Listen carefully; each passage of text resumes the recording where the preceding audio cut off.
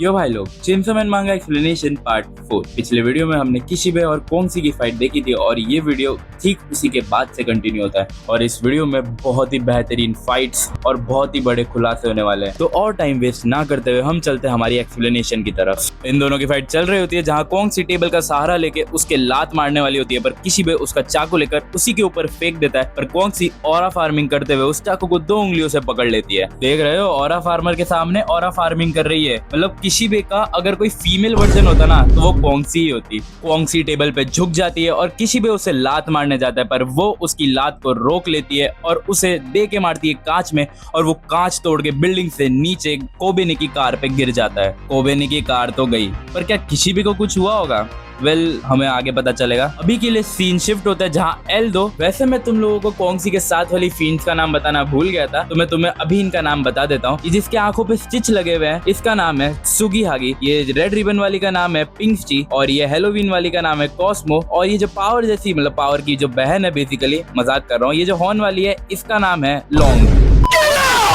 वैसे मैं इनको इनके निकनेम से ही बुलाने वाला हूँ जो मैंने इनको दिए हैं, तो तुम लोग ऐसे समझ लेना, ठीक है। तो एल्दो ने जो गोली चलाई होती है वो लॉन्ग के हाथों पे लगती है और वो अपने अंदर सांस खींचने लगती है और भाई साहब वो अपने मुंह से इतनी सारी आग निकालती है, जिस आग के बीच से कूदता है एल्दो और इसके ऊपर गोली चला देता है और फिर से उसको वो गोली उसके हाथ पे लग जाती है और कोंगसी एल्दो को भी पकड़ के उसको बिल्डिंग के बाहर फेंक देती है और वो भी कोबेनी की गाड़ी पे आके गिरता है। भाई किशिबे को कुछ नहीं हुआ भाई, एकदम सीधा खड़ा है जैसे अभी कुछ हुआ ही ना हो इसके साथ। और फिर सीन शिफ्ट होता है वायलेंस डेविल पे जो इन डॉल्स के साथ लड़ रहा होता है और वो कोबेनी से पूछता है कि कोबेनी तुम वहाँ क्या कर रही हो, क्या सब ठीक है? और कोबेनी बाहर खिड़की से झांक रही होती है और बोलती है कि ये मेरी गाड़ी के साथ क्या हुआ है, अब मैं घर कैसे जाऊंगी? हर बार कुछ ना कुछ बुरा जो होता है वो इसी के साथ होता है भाई, पता नहीं क्यों। फिर सीन पावर पे आता है जिसने पिंकसी को अपने हाथ में रख रखा होता है और वो बोलती है अगर तुम मेरे पास है तो मैं इसे मार दूंगी, हाँ डेंजी को भी जाने दो। यहाँ लॉन्ग पावर को देख के थोड़ा शॉक हो जाती है क्योंकि उससे लग रहा होगा ना कि भाई मेरे जैसी भी कोई एग्जिस्ट करती है इस दुनिया में। यहाँ कोंगसी पावर से बोलती है कि जाने मन तुम पिंकसी को जाने दो, मैं तुमसे लड़ना नहीं चाहती। फिर पीछे से निकलता है बीम जो कि लॉन्ग को दे के मारता है और वो डेंजी से उसको दूर कर देता है, जिससे डेंजी को भागने का मौका मिलता है और बीम बोलता है कि मेरे भगवान को हाथ किसने लगाया बे? डेंजी पीछे से बोलता है कि वो चुड़ैल जैसी लड़की दिख रही है ना, उसने हाथ लगाया मुझे। यहाँ योशिदा हमारा साइड में ऑरा फार्मिंग करते हुए खड़ा हो जाता है और वो बोलता है कोंगसी से कि क्या हम एक और बार लड़े? कोंगसी बिना कुछ बोले एकदम फाइटिंग पोज में रेडी हो जाती है योशिदा से लड़ने के लिए। तो भाई ये दोनों एक दूसरे में दे मुक्के बजाने लगते हैं और कोंगसी इस पे लात मारती है जिससे योशिदा बच के पीछे की साइड कूद जाता है। कोंगसी एकदम स्पीड में इसको एक लात मारती है, फिर एक हाथ मारती है, फिर वापस से कूद के एक और लात मारती है और तीनों हमलों को योशिदा ब्लॉक कर लेता है और फिर योशिदा घुमा के लात मारता है कोंगसी के मुंह पे और कोंगसी मुंह से खून थूक देती है। भाई इमेजिन करो योशिदा कितना स्ट्रॉन्ग है भाई, कोंगसी से हेड ऑन फाइट कर रहा है और उसने लात मार के खून निकाल दिया है कोंगसी का। एंड माइंड यू ये सिर्फ डेंजी की उम्र का है। योशिदा नाक से खून थूकते हुए बोलता है कि अगर मैं तुमसे एक भी डायरेक्ट हिट ले लेता तो शायद मैं मर जाता। तुम्हारी स्ट्रेंथ ह्यूमंस को सरपास करती है। इन शिफ्ट होता है डेंजी और बीम पे जो कि यहाँ से भाग रहे होते हैं। हाँ डेंजी बीम से पूछता है क्या मैं मेरी चेनसॉस को यूज कर सकता हूँ अगर कुछ भी बुरा हुआ तो? बीम जवाब देता है कि लॉर्ड चेनसॉ आप अपना खून बचाओ और बीम का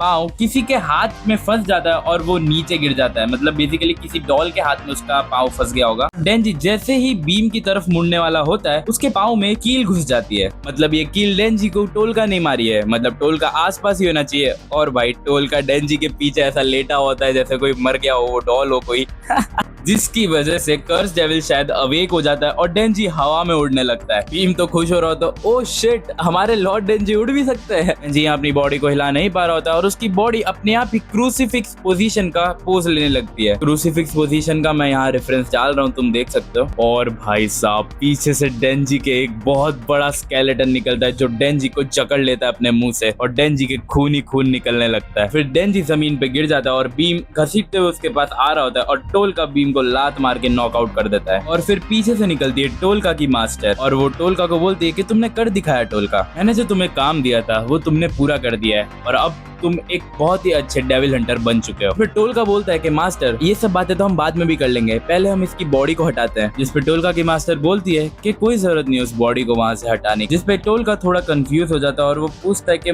मास्टर ये क्या बोल रहे हो आप। टोलका की मास्टर बोलने लगती है कि तुम हमेशा से मेरी बात मानते आए हो, मैं तुम्हारे साथ बहुत सख्ती से पेश भी आई हूँ, पर वो सब तुम्हारे ही अच्छे के लिए था। टोलका को ये सब बातें समझ नहीं आ रही होती और टोलका की मास्टर उससे बोलती है कि तुम भी अब मेरा परिवार हो। और टोलका की मास्टर टोलका के एकदम करीब आ जाती है, जैसे अब ये लोग किस कर ही लेंगे। और वो उससे बोलती है कि टोलका मैं तुम्हें एक सीक्रेट बताती हूँ कि एक बहुत ही एडवांस्ड डॉल को कैसे बनाया जाता है। डॉल को प्यार, दया और थोड़ा सा ट्रस्ट मिलाने से बनती है एक परफेक्ट डॉल। टोलका की मास्टर टोलका के कंधे पे हाथ रखती है और वो इसे डॉल बना देती है। और यही वो क्लाइमैक्स है जिसकी मैं इतने टाइम से बात कर रहा था कि वो बूढ़े चाचा नहीं है सेंटा क्लॉज, बल्कि टोलका की मास्टर है असली सेंटा क्लॉज। सीन शिफ्ट होता है कोंगसी और योशिदा की फाइट पे, जहाँ योशिदा को भी उठा के कोंगसी खिड़की से बाहर फेंक देती है। जिसको देखो कोंगसी उसको बाहर ही फेंक रही है खिड़की से। और योशिदा बिल्डिंग से गिर रहा होता है और वो अपने ऑक्टोपस का यूज करके अपने आप को बचा लेता है। और कोंगसी पीछे मुड़ के आकी लोगों से बोलती है कि अब तुम लोगों की बारी है मुझसे पिटने की। और उसी समय आकी के मन में उसको कोई फ्यूचर दिखाई देता है और वो उसे देखकर शॉक रह जाता है। फिर सीन शिफ्ट होता है सेंटा क्लॉज पे, जो कि डिपार्टमेंटल स्टोर के एंट्रेंस पे खड़े होके अपने हाथ को चाकू में बदल लेते हैं और अपने दिल के आर पार कर देते हैं। और वो बोलते हैं कि मैं ऑफर करता हूँ अपना दिल और मेरे प्यारे बच्चों को। वो ये ऑफर किसे कर रहा है ये अभी हमें पता चल जाएगा। और वो आगे बोलता है कि बदले में हेल डेविल, तुम यहाँ डिपार्टमेंटल स्टोर्स में जितने भी लिविंग बीइंग्स है उन सबको हेल में बुला लो। भाई साहब अभी हेल डेविल से इसने डायरेक्ट कॉन्ट्रैक्ट किया है। तुम्हें हेल डेविल कितना टेरिफाइंग है ना, वो तुम्हें अभी पता चल जाएगा। फिर हमें कुछ प्यारे प्यारे बच्चे दिखाए जाते हैं जो कि हंस खेल के खाना खा रहे होते हैं और अगले सेकंड एक हेल डेविल की उंगली आती है और उन तीनों का सर ले जाती है। फिर सीन शिफ्ट होता है इन लोगों पे, जहाँ पे ये लोग के आसपास एकदम अंधेरा छा जाता है, अंदर हल्ला मचने लगता है क्योंकि ऑफ कोर्स इन लोगों के आसपास इतना अचानक से अंधेरा हो गया तो ये लोग डर गए। फिर सीन शिफ्ट होता है योशिदा पे, मतलब योशिदा और किशिबे पे, जहाँ योशिदा एकदम डर चुका है। वो किस चीज को देख के डरा है वो देखता है, एक बहुत ही बड़ा हाथ उस बिल्डिंग पे आता है और उस बिल्डिंग को वहां से कहीं और ले जाता है, मतलब उन बिल्डिंग के अंदर के लोगों को वो गायब कर देता है। और फिर सीन शिफ्ट होता है इन लोगों पे जो कि एक अजीब सी जगह पे टेलीपोर्ट हो चुके हैं, जिसके आसमान में अनगिनत दरवाजे हैं। और ये जगह कौन सी है ये मुझे बताने की भी जरूरत नहीं होनी चाहिए, तुमने अभी तक गैस भी कर लिया होगा, नहीं किया है तो अभी पता चल जाएगा। यहाँ पे ये चश्मिश पूछता है कि ये हम कहाँ आ गए। आकी डेंजी को देखता है और डेंजी के पास जाके उसका चेन सॉ खींच देता है। डेंजी में खून की कमी होने की वजह से वो पूरा चेन सॉ नहीं बन पाता। और कोंगसी आकी लोगों से कहती है कि क्यों ना हम कुछ टाइम के लिए एक साथ हो जाए, क्योंकि मुझे लगता है ये जो फील्ड्स है इन लोगों के साथ कुछ तो गलत हो रहा है। फिर सीन पावर, पिंक्सची और लॉन्ग पे आता है, जहाँ पे ये लोग भी डर के मारे चिल्ला रहे होते हैं, गर्रा रहे होते हैं। और साइड में वायलेंस डेविल भी बोल रहा होता है कि उसे अच्छा नहीं लग रहा। इन सब के साथ क्यों हो रहा है वो तुम्हें थोड़ी देर में पता चल जाएगा। आकी एंजल से पूछता है कि एंजल क्या तुम्हें पता है ये कौन सी जगह है। और एंजल के भाई पसीने ही छूटे जा रहे होते हैं, वो एकदम डरा हुआ होता है। एंजल बोलता है कि हम सब मरेंगे, तुम्हें विश्वास नहीं होगा पर हम सबको हेल में बुला लिया गया है किसी डेविल के पावर की वजह से। और कोंगसी लॉन्ग और पिंक्सची से पूछती है कि क्या तुम्हें पता है यहाँ से भागने का कोई तरीका। यहाँ लॉन्ग की हालत इतनी खराब होती है कि वो कुछ बोल भी नहीं पाती। और पिंक्सची बोलती है कि लेडी कोंगसी मैं मेरा दिमाग खोते जा रही हूँ, हमें कोई देख रहा है, एक बहुत ही पावरफुल डेविल हमें देख रहा है। वो आगे बताती है कि गन डेविल से भी बहुत बहुत ज्यादा पावरफुल डेविल्स हमें देख रहे हैं, डेविल्स जिनके नाम से इंसान सदियों से डरते हुए आ रहे हैं, ऐसे डेविल्स की कभी मौत नहीं हुई है और जिस पल हमने उनके साथ दुश्मनी कर ली हम सब मारे जाएंगे। इससे इतना घबरा जाती है कि वो चिल्ला चिल्ला के बोलने लगती है कि हम मरेंगे, हम सब मरेंगे, सब खत्म हो चुका है, वो आ रहा है, वो पहुंच चुका है। और वो आ गया। जैसे उसने ये बात बोली एक दरवाजा खुलता है ऊपर से, जिसमें से कुछ काले रंग का लिक्विड जैसा जमीन पे गिरता है और वो लिक्विड कुछ फॉर्म लेने लगता है, लाइक उसका फॉर्म बदलने लगता है, जिसे देखकर आके लोग सब लड़ने के लिए तैयार हो जाते हैं। फिर हमें दिखाया जाता है डार्कनेस डेविल, जो कि इन एस्ट्रोनॉट्स के बीच में से चल के आ रहा होता है। और ये एस्ट्रोनॉट्स तुम नोटिस करो, इनको बीच में से फाड़ के ऐसे रखा है और इनकी इंटेस्टाइन्स बाहर निकली हुई है भाई, क्रेजी पैनल। और ये पलक झपकते